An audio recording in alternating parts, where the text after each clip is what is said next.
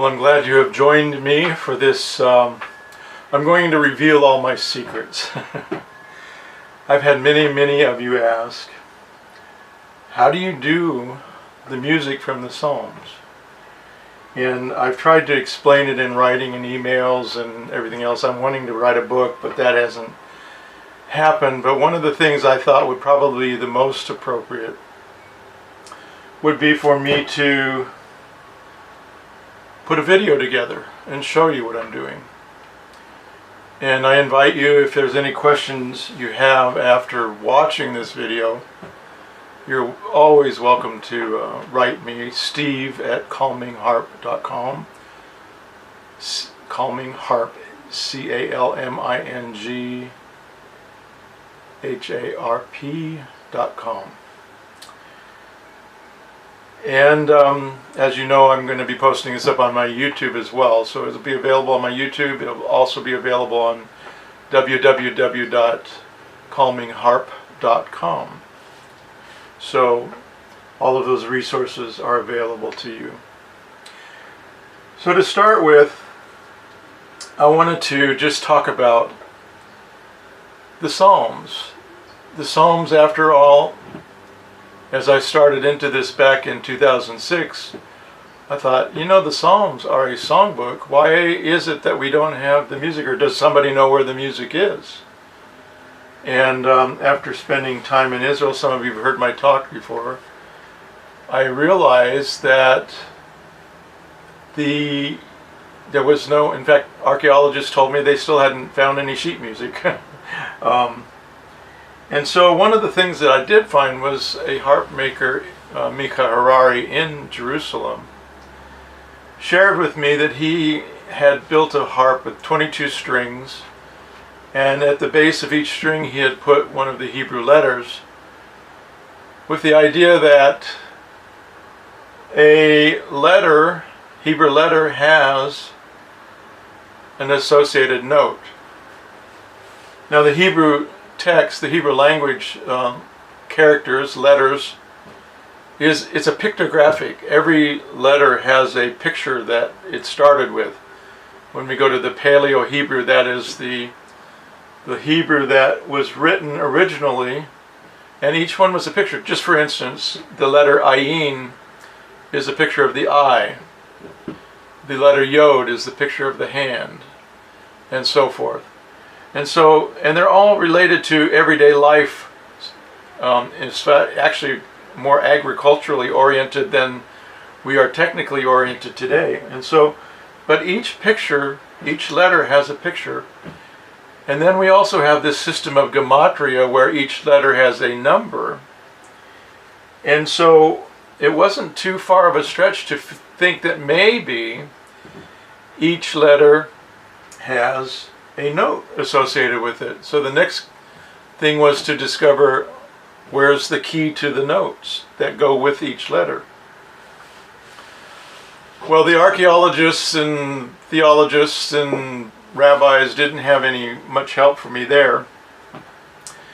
And so the next thing I did was to begin to search through the internet when I came back home from Israel in 2006, and I ran across a resource of Leonard Horowitz and Joseph Pullio, who had written a book, Biblical Codes for the Biological Apocalypse. And I'll show you a picture of that book later on. It actually is available for download online now. It's hard to find the book itself, but the online version is available, and I can share that link with you as well. So in that book is a chapter by Joseph Pullio, who said that he had received a download from the Holy Spirit. And I believe he said download from Jesus, and I would take that to mean the Holy Spirit active in our life, because Jesus, Yeshua, said, I'm going now, and it's important that I go, because when I go, I give you the Holy Spirit, and He will guide you into all truth. And so this download centered around going to Numbers chapter 7. And in Numbers chapter 7, we start out with a description of Moses setting up the tabernacle. And then, starting with verse 12, every 6 verses, one of the tribes is bringing a gift. It's a dedication gift. They're getting ready to begin to use the tabernacle, and so each tribe wants to bring a gift of dedication. The interesting thing is that in each of those gifts, as it's delineated, lined out, they're exactly the same thing. And I find that rather interesting. Why didn't it say all these tribes on day 1, 2, 3, 4, 5, 6 down through 12 brought these same gifts, and this is what they were? The bowls, the gold, the animals, all of those things. But they didn't do that. They repeated it 12 times. And in Hebrew, and whenever you repeat twice, it's important. It's like a flashing sign that says, wait a minute, you need to pay attention. There's something else you need to find here. And so here's a repeat times 12. And so as Joseph started looking into that and the revelation of the Holy Spirit, he began to understand that these patterns were revealing something, and that something was 3-digit numbers that were repeated 4 times. Those numbers of 3 digits didn't just come out once, they came out 4 times. So I'm going to post up some pictures of charts that show it's kind of colorized so it helps you follow it easily, to see that pattern of those numbers that come out of that text of Numbers chapter 7. Now the one thing that we do in coming to those numbers is we use what's called the Pythagorean math, or Pythagorean scheme is what it's called sometimes. It's a way of looking at numbers where you reduce every large number down by continuing to add the numerals together until you come up with one number. So just for instance, 19 is 1 plus 9. That gives you 10, but 10 is 2 digits, so you have to go to the 1 plus 0. That finally brings you down to the number 1. And then you have your Pythagorean number. And that's what we do with each one of these verses that you'll see here. And so I'll show you that chart, and that will make it much more clear, and I'll describe the chart as we go through it. So this is the chart I was telling you about that shows the patterns that are in Numbers chapter 7. We start with verse 12 there. And when it says, and he that offered the offering the first day was Nahshon, the son of Ahimelech, of the tribe of Judah. And we go, it's verse 12 is 1 plus 2 equals 3, so we'll write the 3 there. In the next verse, and his offering was, and it gives the offering, and. Okay, so each verse is 1 plus 3 is 4, 1 plus 4 is 5, 1 plus 5 is 6, 1 plus 6 is 7, and 1 plus 7 is 8. So that's the 6 verses.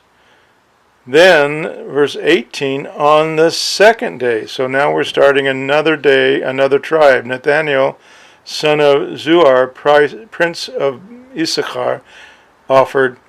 And we notice that this is exactly the same as this, same as this, all the way through. Word for word. And so with 18, we go 1 plus 8 is 9. 1 plus 9 is 10. 10 is 1 plus 0 is 1. 2 plus 1 is 3. 2 plus 2 is 4. 2 plus 3 is 5. And then we get to the third day. 2 plus 4 is 6. 2 plus 5 is 7. 2 plus 6 is 8. 2 plus 7 is 9. 2 plus 8 is 10, which is 1 plus 0 is 1. And 2 plus 9 is 11, which 1 plus 1 is 2.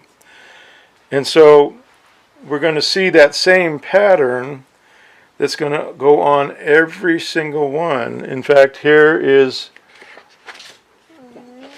verse 30, goes up to 47, same thing. Verse 48 down to 65, you get the same pattern. And finally, verse 66, the 10th day, 11th day, 12th day, same numbers, same numbers. So these numbers, as you saw me turn the page 4 times, that means these numbers come up 4 times, like I said. So there's a repeat of 12 times, and there's also a repeat of the numbers 4 times. And so that's where we get these numbers. So the first number is 3, 9, 6, 4, 1, 7, 5, 2, 8, 6, 3, 9, 7, 4, 1, and 8, 5, 2. So that's the same numbers we get on all the other 3 pages as well. So total of 4 times those numbers show up. So that's how we get the patterns out of Numbers chapter 7 that gives us the notes. And so I hope I didn't butch this too bad here, but anyway.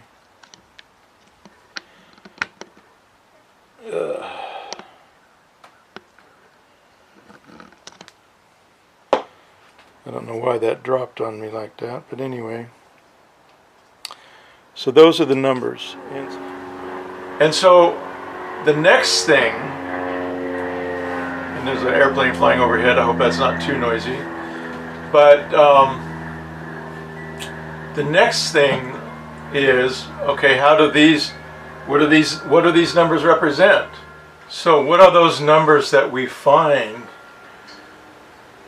Those 3-digit numbers. We find 396, 417, 528, 639, 741, and 852.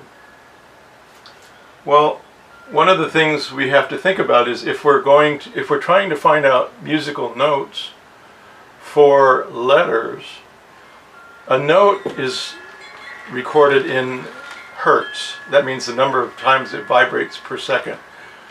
The lower the number, the lower the note. The higher the number, the higher the note. And 528, interestingly enough, is a number that I believe is very significant. It ends up being a C note. And the note below 528 is middle C, and then 528 is the next note above. We don't have to get into those details right now, but just to kind of give you a relationship between what is that number 528, how does that correspond to a musical note? So 528, the note is C. So now, once we have those notes, and I've got a chart that lists those out, so we don't need to spend time right now. I'll go over that chart when I bring it up. When we take those notes over to Psalm 119, an interesting thing happens.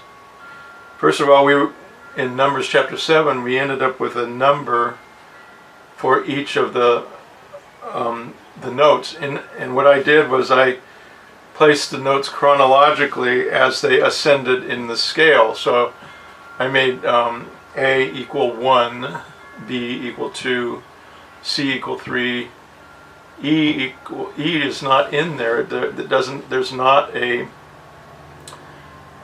frequency that corresponds to the E note. So we had to go to the next letter, F, with 5, number 5, G 6, and then we have 3 notes left because with 9 numbers. So what I did was I started back over to number 7 is also A, number 8 is also B, and number 9 is also C. And believe it or not, that works out. At least it works with the system that I've been put together. And I'm just showing you my system. There may be somebody out there with a different system, and that's fine. But this is the way I do it. and I'm just sharing that with you. And so what we do is we go over to Psalm 119. And the interesting thing with Psalm 119 is that even in your King James Version, the beginning of the first 8 verses, it has the letter Aleph, which is the first letter of the Hebrew alphabet. And then when you get to the 9th verse, it has the letter Bet and Gimel, and all the way on through the whole alphabet. And what that means is that the first letter of the first word in each of those 8 verses starts with the Aleph. And when you get to the Bet, the first letter of the first word of each of those verses starts with the letter Bet, and all the way through the alphabet. And so when we take the first verse of that letter, that gives us the number 1, and we correspond that over to A. So now when we come to Psalm 119, I just copied off a page to try to make it a little bigger.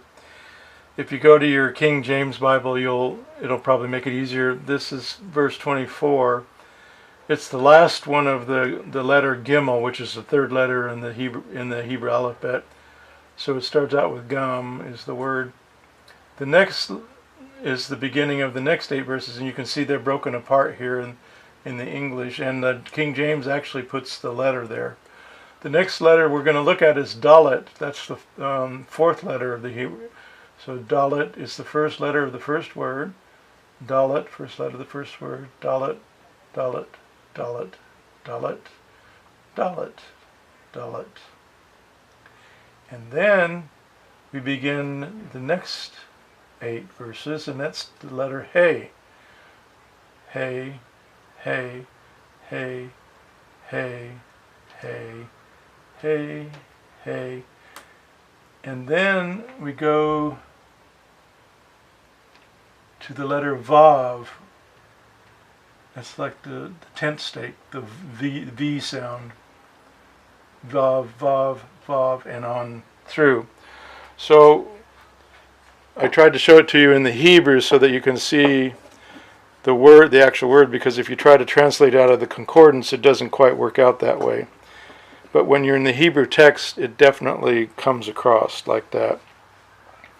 So that's the way they're lined up. And so I'm going to put this sheet here to just line it out all the way through Psalm 119. So the first 1 through 8 is the letter Aleph. And so that gets the letter 1 because that's the first verse. And 1 equals the note A. The Bet starts with verse 9, and so that's going to give you 9, which is the C, as well as 3. Is 3 and 9 are both C. And then the next letter is the Gimel, which is 24, 17, which is 1 plus 7, which gives you 8. 8, 2, and 8 are the letter B. And then the next is the Dalet, which starts with 25. 2 plus 5 is 7. 7 is the note A. Hey, which we were looking at, starts with 33. That's 3 plus 3 gives you 6. So 6 is the note G. And Vav, we were just starting on Vav, starts with number 41. 4 plus 1 is 5. 5 is the note F. And so you can just follow all the way through the letters to find out which notes they are. So you can see how each of the Pythagorean numbers, 1, 9, 8, 7, 6, 5, 4, 3, 2, 1, 9, 8, 7, 6, 5, 4, 3, 2, 1, 9, 8, 7. And so those notes are going to repeat as well based on those numbers. So that's how this chart works out. Remember, this one is downloadable from the collaboration page on www.calmingharp.com. And so that's available for you to use as a tool for your transcription. The note A. When we get to 9, we correspond that over to the note C, because C is 3 or 9. When we get to 17, well, 17 is 1 plus 7, which gives you 8, and 8 goes over to the letter B. And when you go to 25, that's 2 plus 5, gives you 7. That goes back to the letter A again, okay? And then all the way on through the alphabet. And once again, I've got the chart, so you can refer to the chart. The chart's downloadable off of my website on the Collaborate page, www.calmingharp.com/collaborate, and then right in the middle of that page is that chart that you can download. So, once we have that coordination with the note to a Hebrew letter, then we can begin to bring music out of the psalm. So the first thing I did Psalm 23.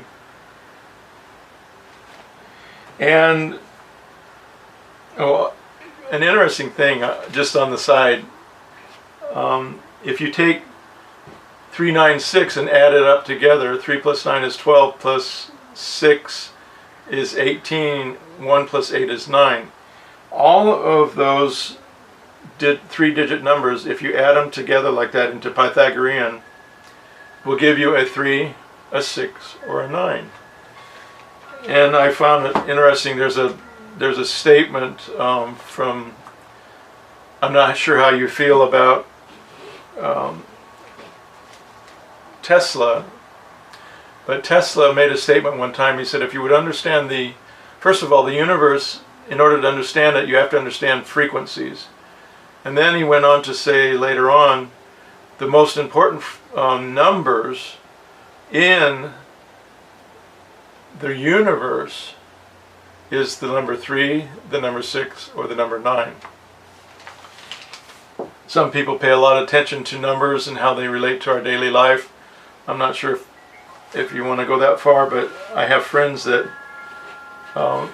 take it very seriously, that those numbers are part of where the blessings of life occur. I'm not sure of all that, but I think it's worth considering at least.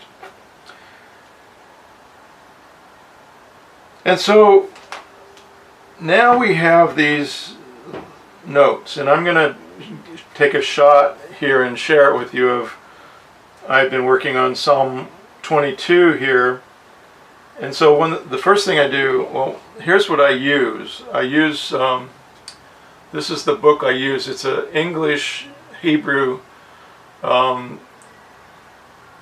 rendition of the book of Psalms. It's called Sefer Tehillim, which in Hebrew means the book of the Psalms. And so what it has is, it has the Hebrew written out and then the English below it. And what I do, first of all, when I go to transcribe a psalm, is I write the psalm out. Now, Hebrew writes from right to left.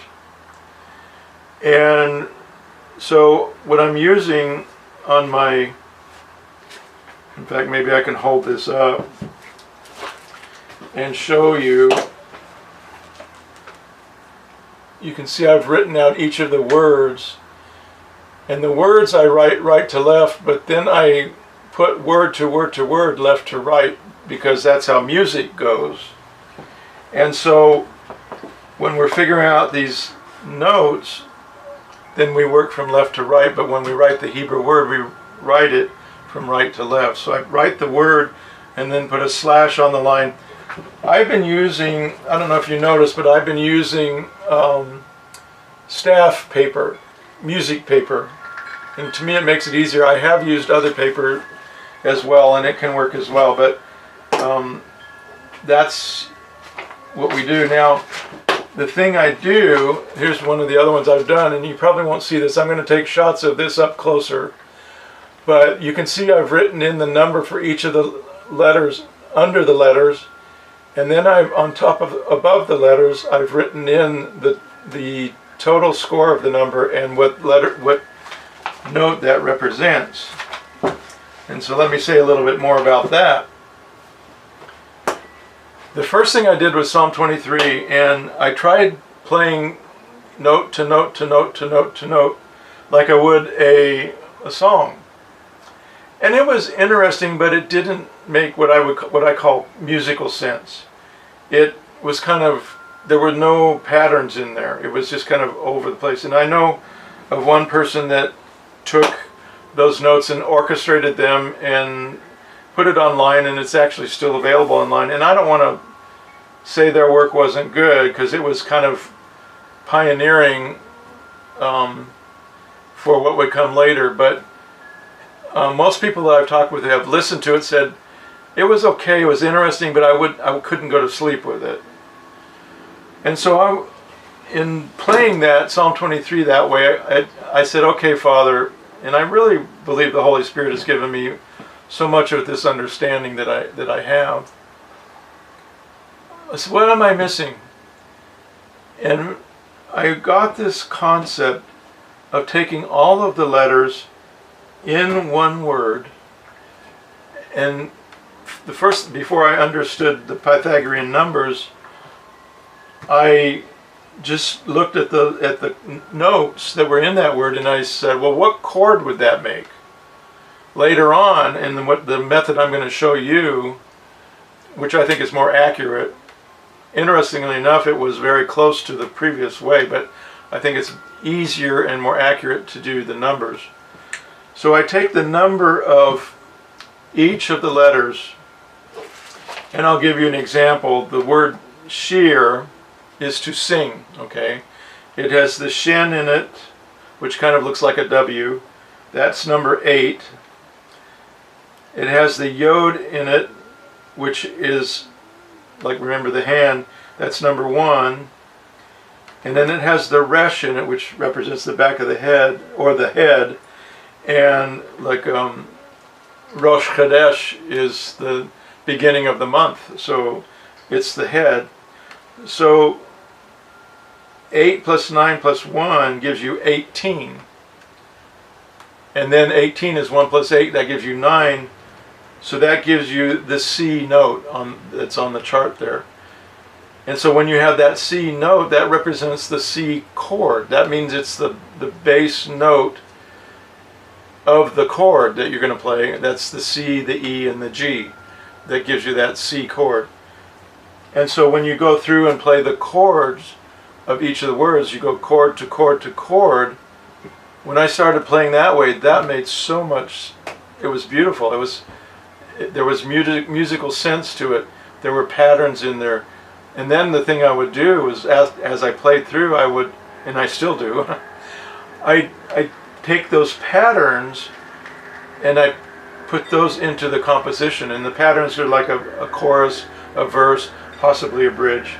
And so those are that's the way that that I do that. I actually have those chord progressions that come out of adding up those note numbers into one number for the bass note.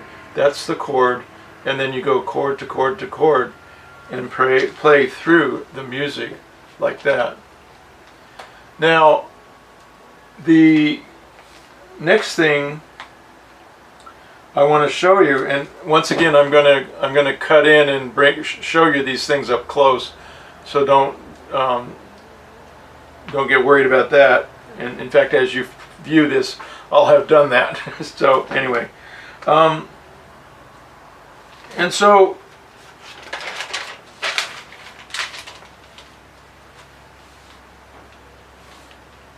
I think a lot of it, your understanding is going to come clear as I begin to show you up close what that looks like, what I'm talking about. So now we get down to the nitty-gritty. I started working on Psalm 22, and I've got to get this focused into the right area here. Okay. So this is Psalm 22.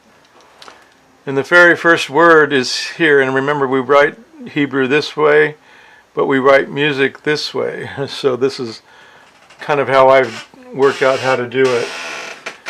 So the first letter in this word, this is La Menetscha, and that's to the director. So Lamed is on here. Lamed is right here. It's number 8. So we'll write an 8 under that. And then we have the Mem, that's the next letter. And so the Mem is number 7. The next letter is the Nun, which is here number 6.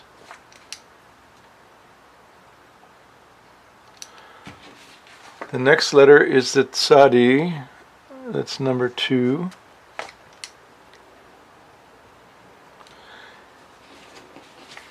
And the final is the Chet, which is here, it's number 3. So when we want to get to, so we're going to do that for each word all the way through.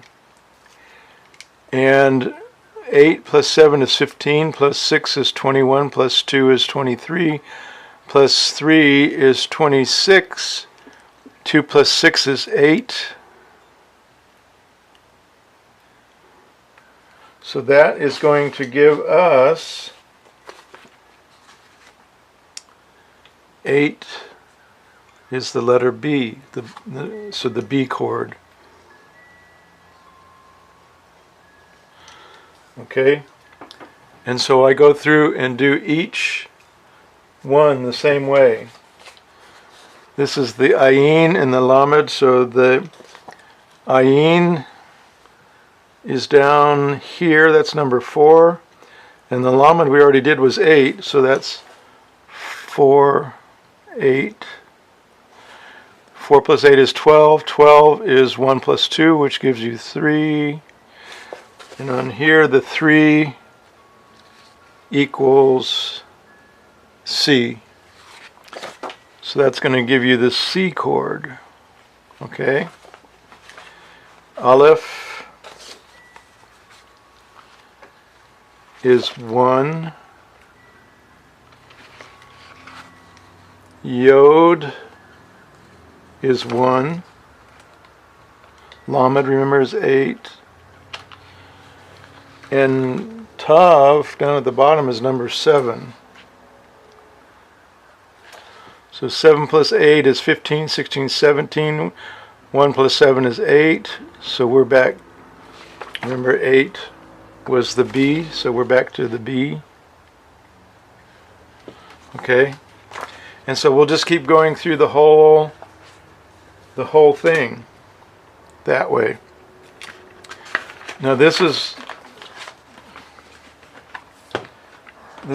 a page of one that I did, so you can see that they're all worked out. They have the chords written on the top of the words. And then what I do is I go through and write all of the chords out in progression, the way, and this is, I put a slash there for the first line, the second line, third line, fourth line, like that. Just part of my organization. You can organize it how you want. But then I start going, you notice that there's some that are circled. And when it's circled like that, that means that's a chord progression that has a pattern to it. When I was playing through it, that chord pattern made a lot of, it had it sounded like it belonged in a song. Let's just put it that way. It made musical sense. And so I circle it because that's where I want to come down and start developing the composition. So that's kind of the mechanism, the nitty-gritty of how this all works. And I hope that's going to be helpful for you. Okay. I believe that there are many ways to interpret the psalm musically. The Psalms are all about music. Once again, as I started out, it's a songbook. I started asking about the Psalms. I'm going to just share this in closing. I was playing the harp for my patients on hemodialysis in the hospital, and I had a little small 26-string harp, and I started taking it in, and I had built that harp just to see if I could learn to harp, and within a year I was willing to let people hear me play. And so one of the things I noticed was that the blood pressures would come down more than normal, heart rates would slow more than normal, the patients that never slept would sleep, oxygen saturations would come up more than normally. Some of those things happen with dialysis because you're taking fluid off, but this was more pronounced and more above the normal expected, even within the same patient. And so I began to think, I was reading 1 Samuel chapter 16 one time, and it's told about King Saul having a troubling spirit, and his helpers calling David, say, "Come, bring your harp and play for him." And it records that as David played, the troubling spirit left. And I began to wonder, is what I'm seeing take place with my patients on hemodialysis, is that maybe a manifestation similar to what David was seeing with King Saul? And so I started asking, once again that idea came up, the Psalms are a songbook. Does anybody know what the Psalms music sounds like? And so when we went over to Israel in 2006 for Feast of Tabernacle, I decided I would ask rabbis, archaeologists, teachers, musicians, whoever, artists, does anybody know what David's music sounded like? And the quick answer was no. Nobody had found sheet music in an archaeological dig. But that's when I ran into Mika Harari, and I told you about him as the harp maker. And the first thing I did was, when I got home, because he said he put a letter by each string, and I said, well, how did you know which letter goes with which string? And he said, I just started with the bottom with the A note and went all the way up to the top with I just followed through. But that gave me the idea of, well, if there was a note to letter coordination, maybe I could bring the middle of the note scale across to the middle of the alphabet and then go up and down from there. And that's how I started. And like I said, I think that was working pretty well, but using the number system is actually even more accurate. But that's how we got started with all this, and then finding Leonard Horowitz and Joseph Puglio. And I have to say that what I'm doing is not strictly from my brain. It's the result of talking with different people, reading different resources, and kind of compiling all that together. I remember one day I got a call from Leonard Horowitz, and he said, I don't know if you know who I am, but I said, well, I just wrote an article about you. So he said, Joey, and he called Dr. Puglio, he's called him Joey. He said, Joey and I, we always knew that this has to do with music, but we aren't musicians and we didn't know what to do with it. We said, you know what to do with it. And because I had just posted up on my son had encouraged me to put together a YouTube channel, and I had just posted up my first video that I had done, and sharing some of the music from the psalm that I had put together with the harp. And Leonard was just so excited that he said, you actually know what to do with it. Well, once again, I have to give God the credit, because I'm not the smartest person in the world, and I'm certainly not a classically trained musician. And I'll end this with an appeal to any of you watching. because one of the troubles I have even today is I play by ear. Not, no, not really. But I don't have music in front of me. I play what I'm hearing in my mind, in my heart, and then that comes out of my fingers onto the strings. And so the music I produced, I don't have music for it. The best I've been able to do is get a program that I can do one note at a time and get the melody line, and then I can write the chords below. But most people that ask me for sheet music want the whole thing, like you would have in a songbook, and I don't have the ability to do that. So if any of you know somebody that would be willing, I'm willing to pay. That's fine. It would just be really great if I could begin to get much of this music onto a format of sheet music that people can whatever instrument they're on can read it and play that music and share it with those around them. I've gone into the hospital a lot, even since I retired from the medical profession. I've gone into nursing homes, and everywhere I go, people are so blessed with the music. And I believe it's because it's God's music. It's not mine. It's, God told David how to do this so that the music would be embedded in it, I believe. It seems kind of crazy, but I really think that's how it happened. David was a prophet after all, and he heard from the Father. So anyway, so if any of you know somebody that could do that, could transcribe what they hear me play into writing it down into sheet music, I would just be so blessed if I could find somebody that could do that. I had somebody in England once that did one for me, Psalm 51, and I've got that available on my marketplace on my website. But for several different reasons, things didn't work out there, and so I was sorry that dried up, but it did. And so anyway, I'm going to close out now. I believe I presented to you a full enough understanding of what I do with the music, so that when you want to begin to do it, it will be available to you. You can write it out, transcribe it out, and then begin to play around. You taking your instrument, whether it's a guitar or whether it's a one note at a time flute or saxophone. Gabriel Bellows' saxophone was beautiful with the harp, or a combination of instruments, an ensemble. I mean, there's so many ways that this can go, and I just believe that this is the very beginning of the possibilities of what our Heavenly Father, how He can be blessed through this music, how He can take it out to the world around us and have so many other people blessed by it as well. The comments I get on YouTube amaze me every day, that people tell me they're insomniac and they start listening to this music and now they can sleep through the night. Cancer patients tell me that they have much better pain control with this music.